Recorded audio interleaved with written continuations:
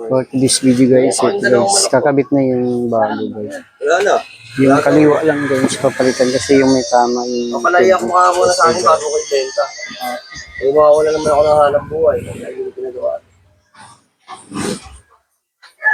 Yung guys, kakabit na guys yung tube niya. Kaya ko binintas ng file? Yun lang, sa kakilala ko.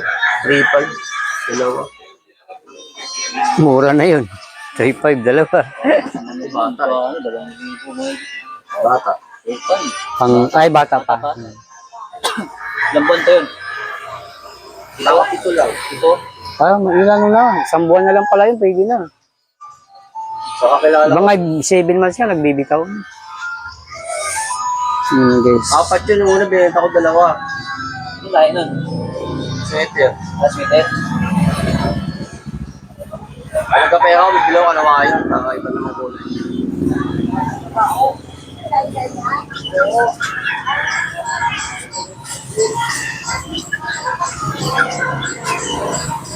Ano guys, yun yung bago niyang tube guys. Yung kakabit guys.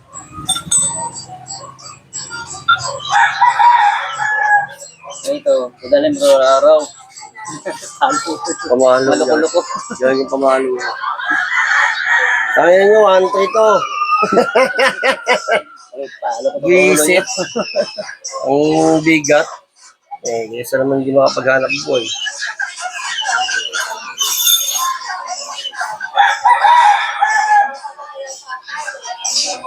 Grab na yung bayan mo, grab? Lala mo. Alala mo. Pinakita ka naman.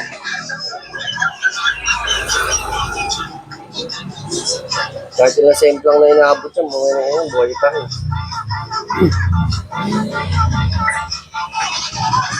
Di mo na makapalitan ng oil seal, okay pa ba yan?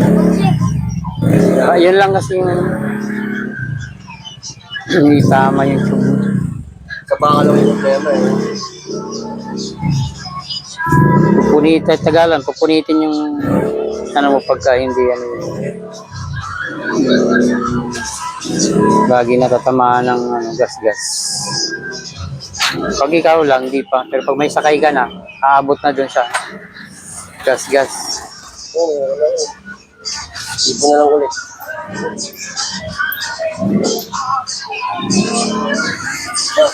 Itong ibenta mo, pili ka nito. Budget. Pinapabenta na sa akin ng kapatid ko eh. Tapos kuha na lang daw ako ng hulugan. Isa kili na ako motor, makukuha yung pa ako ng hulugan. Lalo masakit sa bulsa.